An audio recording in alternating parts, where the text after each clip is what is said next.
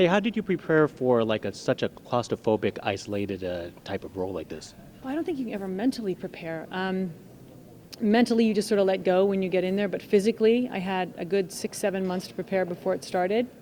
And then once I was there, every day was just a series of being locked into another situation, and then going out and training just to sort of unleash your mind and get the claustrophobia off your body. So it was just letting go to each new setup that was getting ready to happen. No one could ever say, today this is going to be, because nobody knew. But you knew it was going to be physical, you knew it was going to be daunting, it was going to be frustrating. But it happened to every one of us. I wasn't the only one in that boat, so that's what made it easier. Sandra, how did you like the work with George Clooney? I've known George for long before George and I had careers. We all had the same group of friends, so we liked working together. We didn't have a lot of physical time together. It was mostly our voices talking to each other through an earpiece. And the same man I knew umpty trillion years ago, before he was even a doctor, on ER, is the same person I know today. He's an amazing team player. He's an actor, he's a director, he's a writer, he's a collaborator, and all he cares about is what's good for the movie.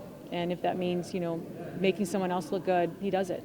Same man I've known for the same years, and it was a nice little time for us.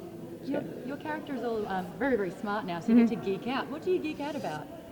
Oh, I've always been a computer geek. I've always been a book geek, a computer geek, fantasy geek. I think most people are. They've just never been given the forum to explore it. That's what's so great about being here, that you finally feel like, oh my gosh, all those things that I loved as an adult and from my childhood are now totally acceptable.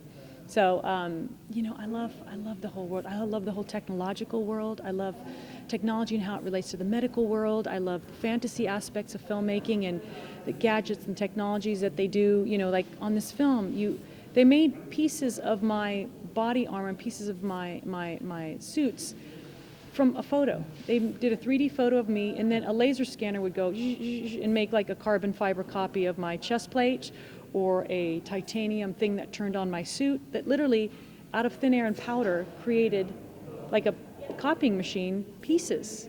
So you just are in awe of this world you get to sit in, which is movie making, but watch all the latest technology. And it's like, of course, how do you make it? You got to make me this. How do you do this button? Like, it's with my kind of brain, it's a really great place to live because there's always an answer to your question of why. So it was great. Alfonso Cuaron is a genius. He is. How was to work with him? And does he have any Latino aspect on his directing? Absolutely not. Of course. He is a genius, and he is when you find people who are truly masters of their craft, they will admit they have no idea what they're doing.